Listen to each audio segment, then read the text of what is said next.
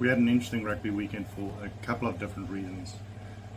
Overall, great rugby that we saw, but there were a few little controversial items that kicked from Italy at the end.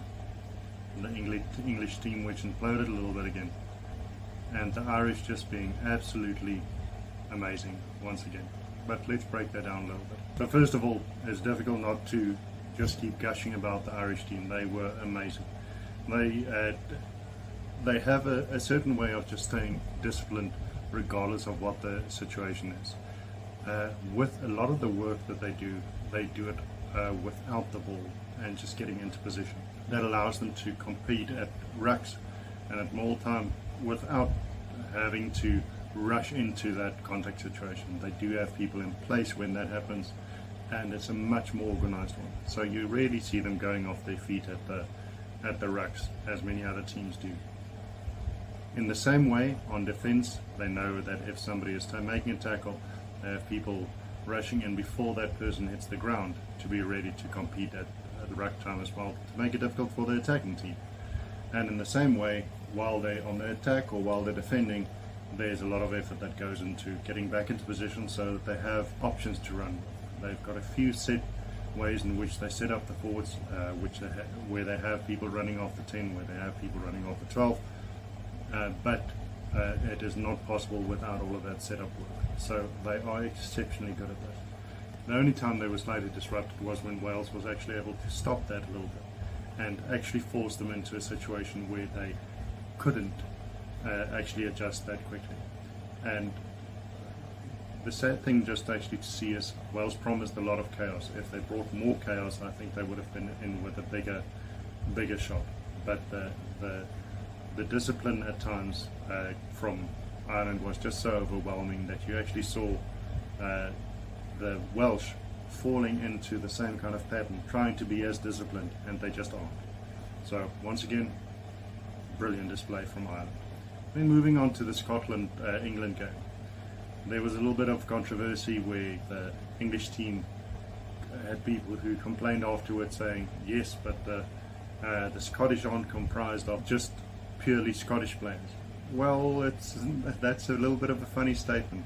At the moment, yeah, they only have, the English team only has one Welsh player, and I'm sure there's a certain Mana Tuilagi and the two Vunipola brothers that aren't really that British either, or English for that matter.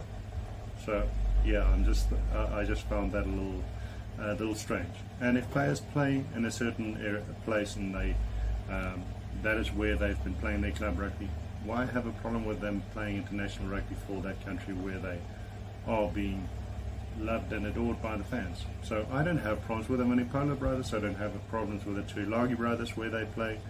And the same, if there are South African players playing for Scotland, so be it. It's fair game. But with that being said, the Scottish team provided a fair amount of entertainment in their game.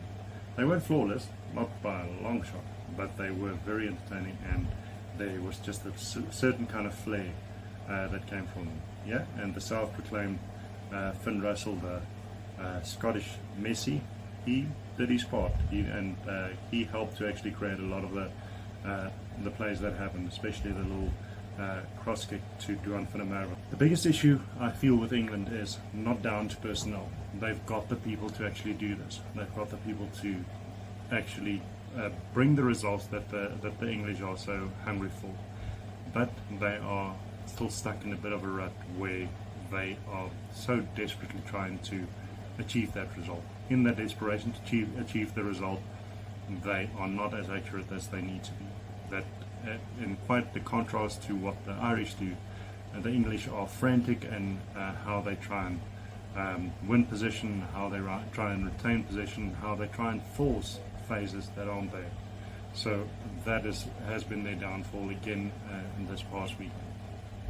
But there's still hope for the English side. I don't think they're going to end badly, but they're not in a top position. Then we come to the Italy-France game. When you have a look at the Italy-France game, there was a bit of a shocking decision at the end.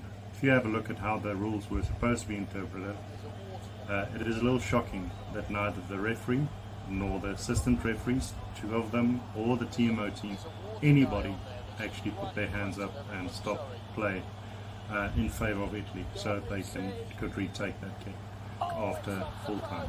With that kick, they would have had a great chance of winning the game.